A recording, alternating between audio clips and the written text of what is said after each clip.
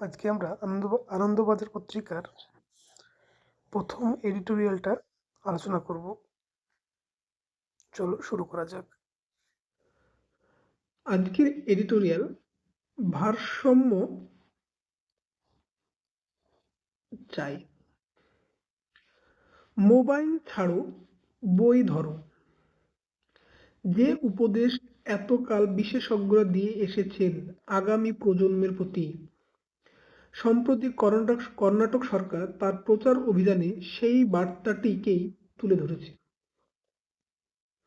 শুধুমাত্র বার্তা প্রদানই নয়, 16 বছরের কম বয়সী শিক্ষার্থীদের মোবাইল ফোন এবং সমাজ মাধ্যম ব্যবহার নিয়ন্ত্রণের পথে হাঁটার ইঙ্গিতও দিয়েছে। এই পদক্ষেপ জরুরি আগামী প্রজন্মের স্বার্থে।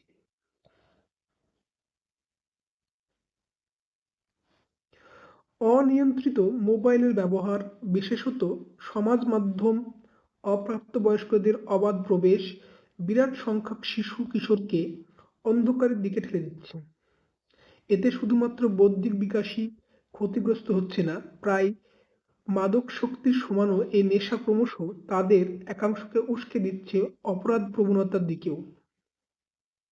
দেশের ভবিষ্যৎ গড়ার কারিগরদের বৃহৎ অংশ ক্রমশ অসুস্থ হয়ে পড়লে রাষ্ট্রকে এগিয়ে আসতে হয় অভিভাবকদের ভূমিকায়।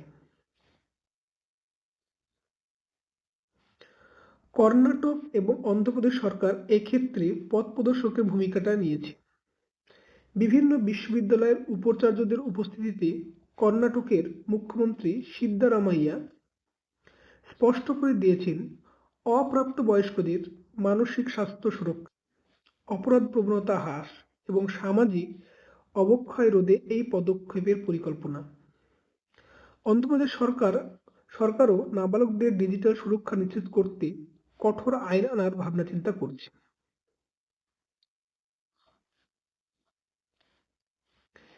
এই পথে ভারতই প্রথম হাঁটছে না।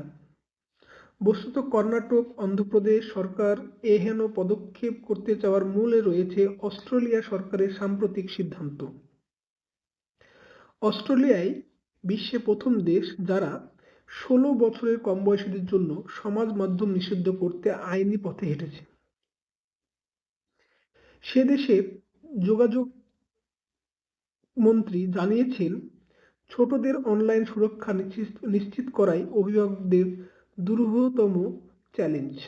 বলা হয়েছে, জনপ্রিয় সমাজ মাধ্যম প্ল্যাটফর্মগুলি ছোটদের প্রবেশ নিয়ন্ত্রণ করতে না পারলে তাদের উপর $50 মিলিয়ন জরিমানা চাপাতে পারে।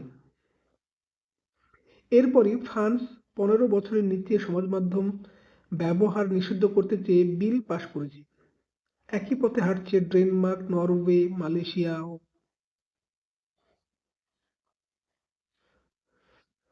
সমাজ মাধ্যম আসক্তি যে অপ্রাপ্ত বয়স্কদের মধ্যে মনোযোগের অভাব, ঘুমের ব্যাঘাত, ডিজিটাল হেনস্থা, অবসাদের জন্য দায়ী এতদিনে প্রমাণিত।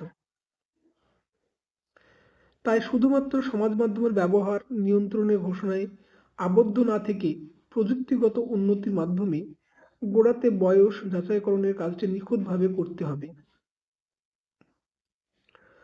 কর্ণাটক সরকার প্রাথমিকভাবে সেই কাজ শুরু করেছে।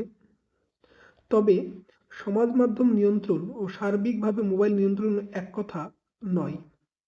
লক্ষণীয়, কর্ণাটকের মুখ্যমন্ত্রী শুধুমাত্র সমাজ মাধ্যমের নিয়ন্ত্রণ নয়, মোবাইল নিয়ন্ত্রণের কথাও বলেছেন।